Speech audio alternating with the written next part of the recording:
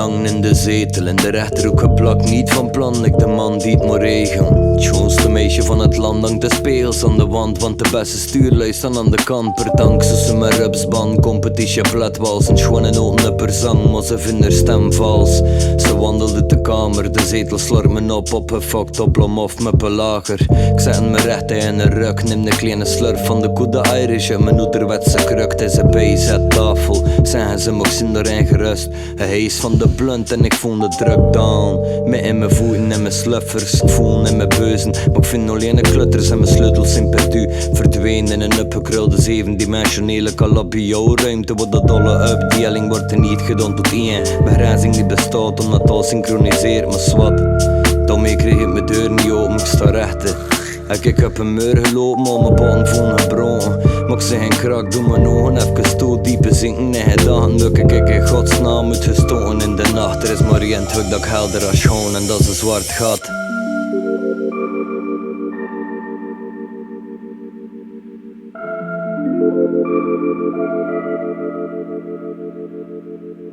Mijn portie koffie en mijn dagelijkse wake and bake. Een korte douche en een smakelijke rijk ontbijt. Mijn kleren pak ik van de stoel nu dat ik opsta. Moet nog mijn kippen voeren en mijn katten in de nofla.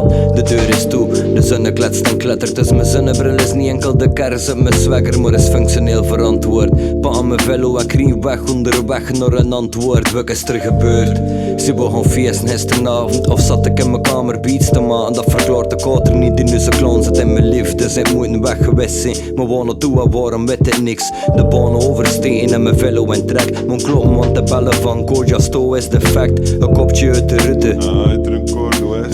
Ik weet eigenlijk niet zoveel niet meer van gisteren nog ben. Ik zet me op de stoel en verhaal dat ik in mijn zetel wakker werden en dat ik verder niet geraken. Ze schieten in de lach, hij hulp, te vaak. En Konski is een eerste voor de klap over vannacht. Gisteren waren we met de klikken op de flashmarkt. Wat Castro's release tegen tech kan de Charla. Zodanig veel gezopen dat je hier het lijkt me standaard en verder weet ik niet. Dus bleef ik met dat zwart gat.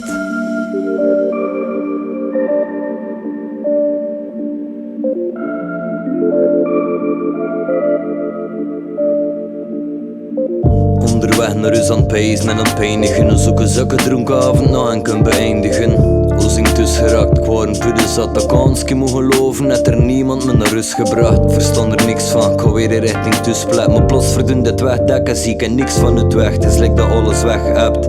En de straatlantaarnpaal smetten tot de kleverige zwarte vetplek.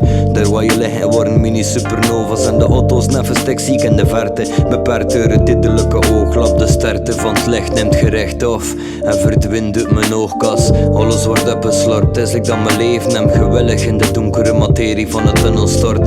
Alle kleuren zijn verloren, elke rechte is gebroken. Gespleten, het is nu al lang verdongen. Mijn ogen zien niet meer, maar in de plekken voel ik mijn omgeving. En verbind mijn leven zit de geschiedenis. Een prisma in mijn gezichtsveld, de drang voor door de band te bewegen is veel groter dan mijn schrik zelf. Dus ook vooruit en plots is alles doodstil. Hun ogen nooit penetreert mijn oren, ik een boordrill. En plots hoor ik de stemklank van het schoonste meisje van het land. En we verdwijnen in de dieptes van een zwart gat.